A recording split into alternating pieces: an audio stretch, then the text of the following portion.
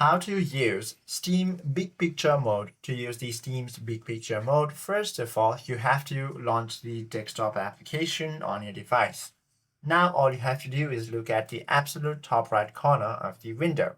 Then click the Big Picture mode icon. It looks like a rectangle with two pointing arrows outward. Once you tap on this icon, Big Picture mode will be launched. Or if you are on your controller, you simply have to connect your controller to your PC, then press the central Xbox button or the PS button while Steam is running in the background.